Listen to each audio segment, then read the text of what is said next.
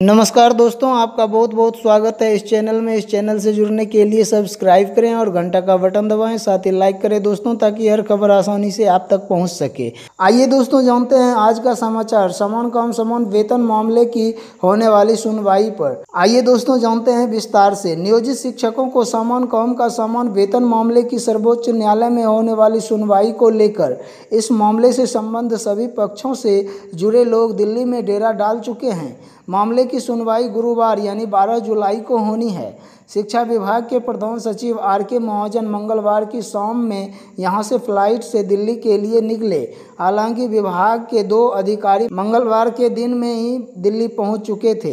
दूसरी ओर मामले से संबद्ध सभी शिक्षक संगठनों के पदाधिकारी भी दिल्ली पहुंच चुके हैं।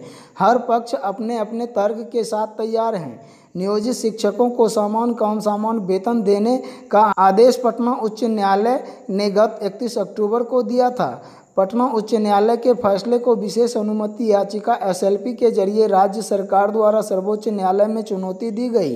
राज्य सरकार द्वारा सर्वोच्च न्यायालय में गत 15 दिसंबर को विशेष अनुमति याचिका दायर की गई थी। इस मामले की पहली सुनवाई सर्वोच्च न्यायालय में गत 29 जनवरी को हुई। सभी पक्षों को सुनने के बाद सर्वोच्च न्यायालय ने राज्य सरकार को निर्देश दिया कि वह मुख्य सचिव स्तर के 3 अधिकारियों की कमेटी बनाकर पूरे मामले पर रिपोर्ट सौंपें।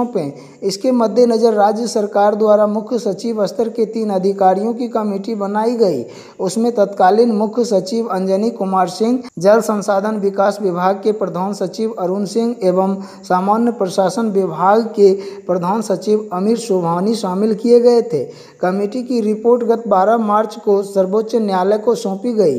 कमेटी ने नियोजित शिक्षकों के लिए नया उत्क्रमित वेतनमान तय किया। इसके मुताबिक नियोजित शिक्षकों को वेतन में 20% बढ़ता। इसके लिए नियोजित शिक्षकों के परीक्षा का प्रावधान कमेटी ने अपनी रिपोर्ट में किया।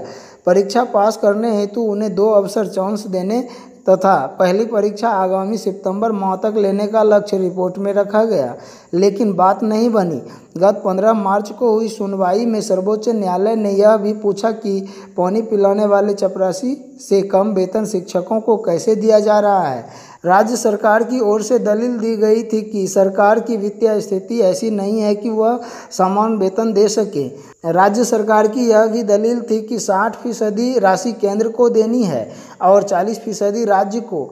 सुनवाई के बाद न्यायालय ने आदेश दिया था कि केंद्र और राज्य सरकार आपस में तय करे कि नियोजित शिक्षकों को समान काम का समान वेतन देने संबंधी पटना उच्च न्यायालय का आदेश प्रोस्पेक्टिव प्रभाव से लागू किया जा सकता है।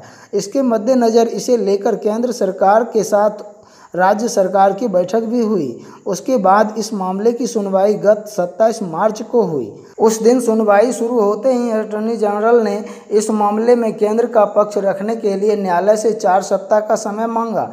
अटॉर्नी जनरल ने कहा कि यह मामला ऐसा है जिसका असर दूसरे विभागों एवं दूसरे राज्यों को भी पड़ने वाला है, इसलिए केंद्र से बात कर न्यायालय में उसका पक्ष रखने के लिए समय चाहिए। इस पर सुनवाई की तिथि 12 जुलाई तय हुई। इसके मद्देनज़र राज्य के तकरीबन 3,69,000 नियोजित शिक्षकों की नज़रें सर्वोच्च न्यायालय में उस दिन होने वाली सुनवाई पर टिकी हुई है। प्रदेश में तकरीबन 3,69,000 नियोजित शिक्षक एवं पुस्तकालय अध्यक्ष हैं। इसमें तकरीबन 3,19,000 नियोजित प्रारंभिक शिक्षक हैं। बाकी बच गए तकरीबन 50,000 तो इनमें नियोजित माध्यमिक एवं उच्च माध्यमिक शिक्षक एवं पुस्तकालय अध्यक्ष शामिल हैं। 3,19,000 नियोजित प्रारंभिक शिक्षकों में तकरीबन 66,000 ऐसे नियोजित प्रारंभिक शिक्षक हैं जिनके वेतन पर 100% राशि राज्य सरकार वहन करती है। बाकी बच गए तकरीबन 2,53,000 नियोजित प्रारंभिक शिक्षक, तो ये सभी सर्व शिक्षा अभियान के पदों पर नियोजित होकर कार्यरत हैं। इन 2,53,000 नियोजित प्रारंभिक शिक्षकों के वेतन पर खर्च होने वाले राशि का 60% हिस्सा केंद्र द्वारा वहन किए जाने के प्रावधान हैं। शेष 40% राशि अंशदान के रूप में राज्य सरकार को वहन करना पड़ता है। अब देखना है कि 12 जुलाई को क्या निर्णय आता है। इसी पर शिक्षकों की निगाहें टिकी हुई है। समाचार समाप्त हुआ दोस्तों। इस चैनल से जुड़ने के लिए सब्सक्राइब करें और घंटा का बटन दबाएं, साथ ही लाइक करें दोस्तों, ताकि हर खबर आसानी से आप तक पहुंच सके। धन्यवाद दोस्तों।